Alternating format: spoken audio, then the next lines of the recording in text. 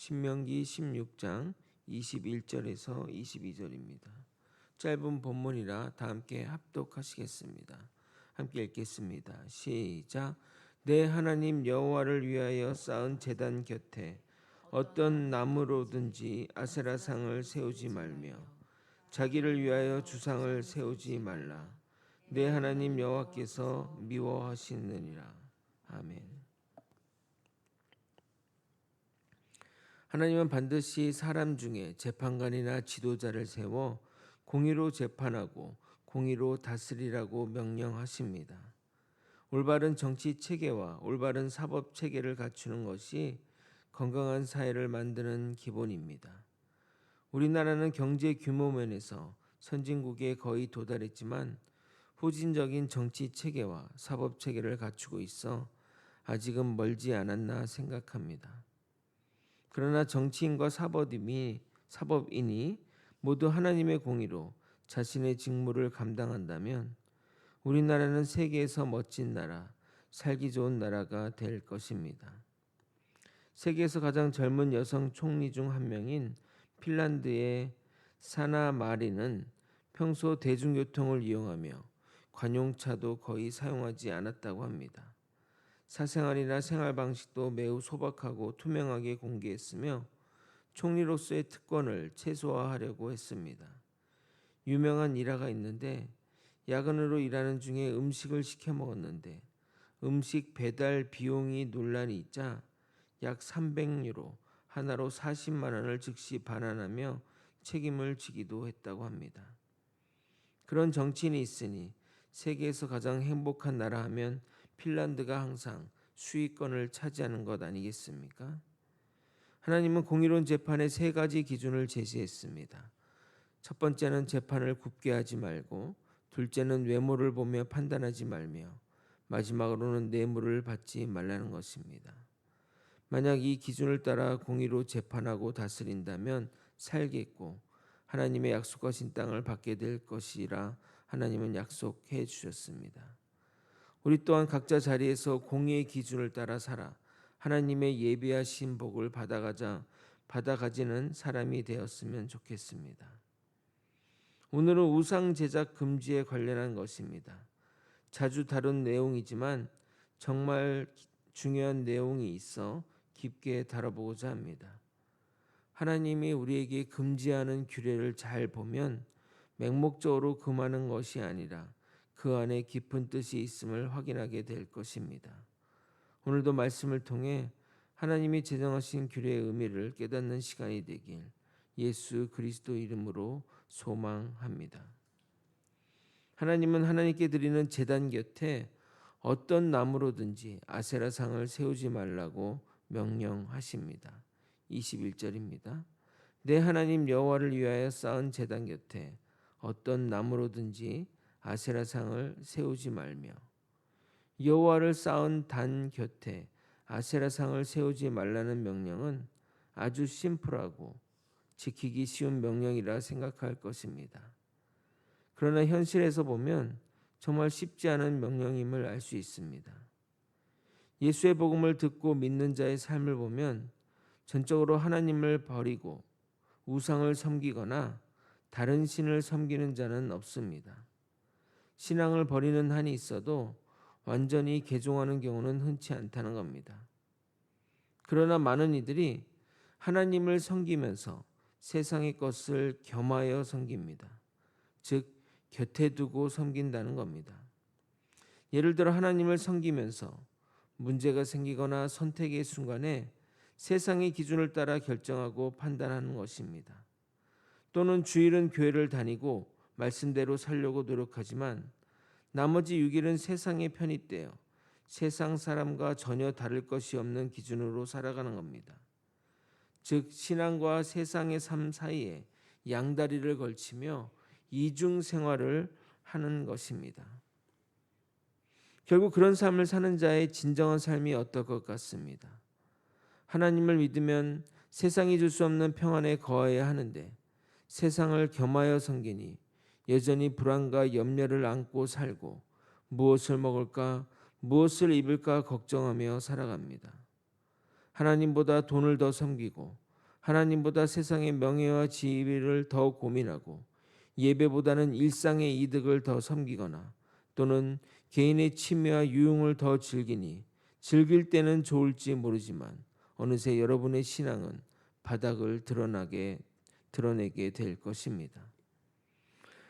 결국 곁에 둔 신상이 결국 여러분의 주인이 되어 하나님과 점점 멀어지며 하나님과 상관없는 삶으로 나아가게 됩니다.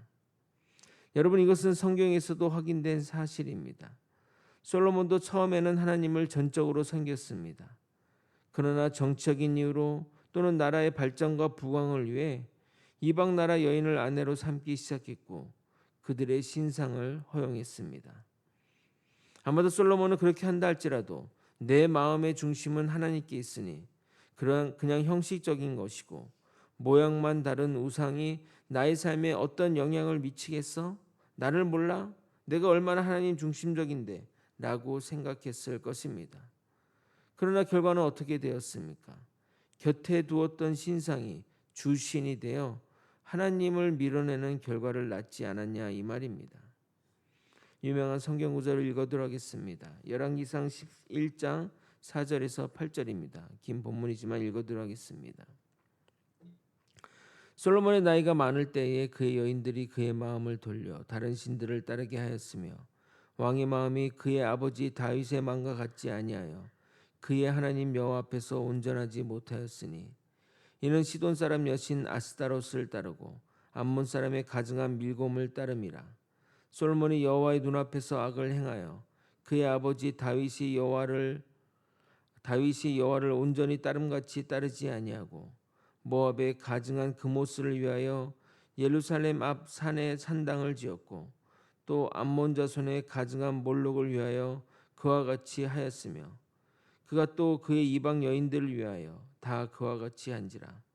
그들이 자기의 신들에게 분향하며 제사하였더라. 사랑하는 거제 소망교회 성도 여러분, 우리는 판단하는 자의 입장에서 쉽게 솔로몬을 판단하고 욕을 해서는 안 됩니다. 우리 또한 저렇게 되지 말라는 법이 없습니다. 우리가 조금만 방심하면 저렇게 됩니다. 그러므로 절대 하나님 곁에 다른 것을 세워서는 안 됩니다. 여러분의 삶에 다른 기준이 있어서는 안 됩니다. 오직 주님의 기준, 공의의 기준만이 여러분 삶의 원칙이 되어야 하고 삶을 살아가는 지혜가 되어야 합니다. 우리는 주님을 두렵고 존경하는 마음으로 섬겨야 합니다. 그 말은 주님을 두려워하는 마음으로 인해 말씀에서 벗어나지 않게 하기 위해서입니다. 그러므로 정리하면 처음부터 나는 하나님을 버리고 이 우상을 섬길 거야 하며 우상을 주님 곁에 두는 사람은 없습니다. 곁에 두어도 문제가 없을 것이라고 나는 저들과 다르니 곁에 두지만 하나님만 바라보겠다고 말할 것입니다. 그러나 주종이 바뀌는 것은 시간 문제이며 결국 우상 중심으로 우리는 살아가게 됩니다. 우리는 하나님을 섬기면서 재물을 겸하여 섬겨서도 안 되고 하나님을 믿으면서 나의 능력 또는 지위에 더 가치를 두어서는 안 되며 말씀이 아닌 세상 원칙과 원리를 따라 판단하고 처리해서는 안 될 것입니다. 우상을 세우는 인간의 근본 목적은 하나님 중심의 삶을 살기 위한 것이 아니라 자기 중심적인 삶을 살기 위한 것이며 이런 이기적인 목적은 하나님을 거짓된 우상으로 격화시키는 범행으로 나타나게 됩니다.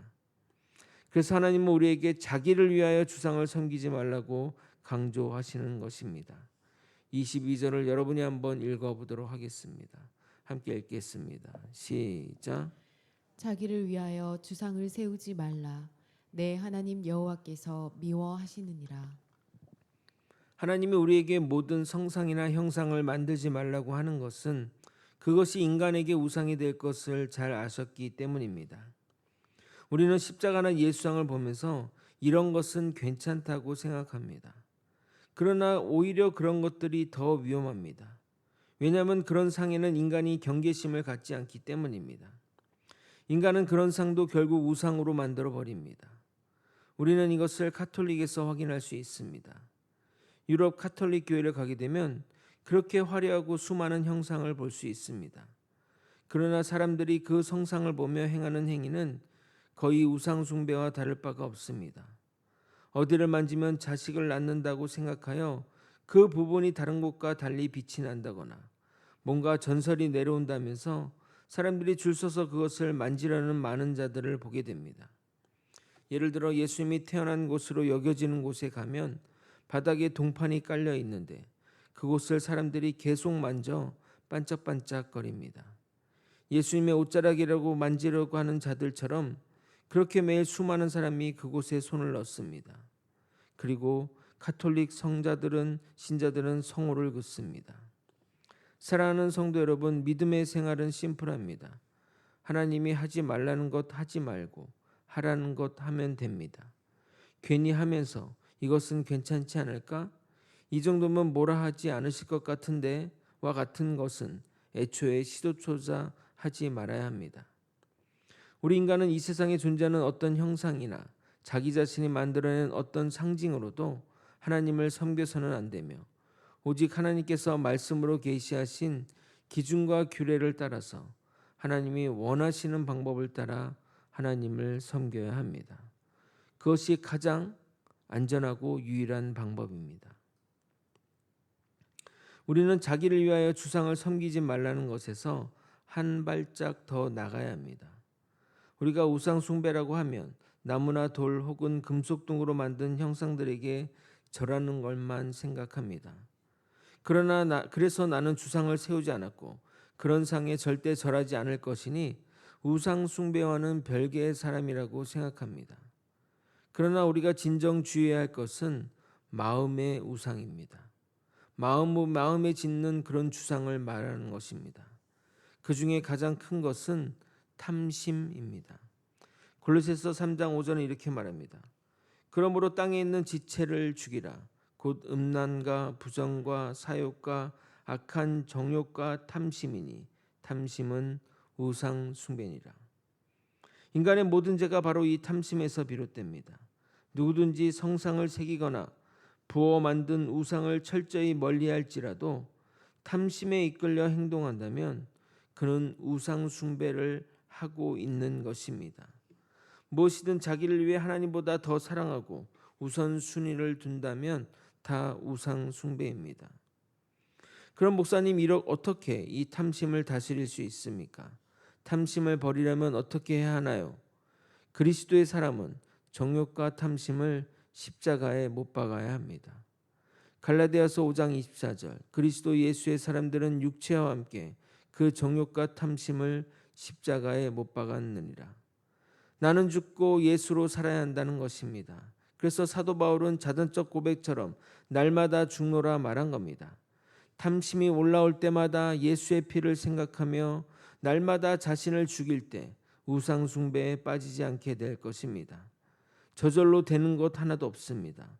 정욕으로 이끌어가는 마음의 싸움에서 이겨야 하고 육체의 욕심에서 벗어나야 합니다. 처음이 어렵지 계속 이겨내면 결국 승리하게 됩니다. 말씀을 정리하겠습니다. 우리는 주님 곁에 어떤 것도 두어서는 안 됩니다.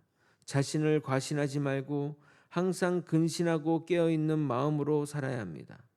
그리고 영적 전쟁에서 승리하도록 매일 말씀으로 전신갑주를 입고 예배와 기도를 통해 성령 충만함을 지켜야 합니다. 다른 어떤 지름길도 없고 한 번에 해결되는 방법 없습니다.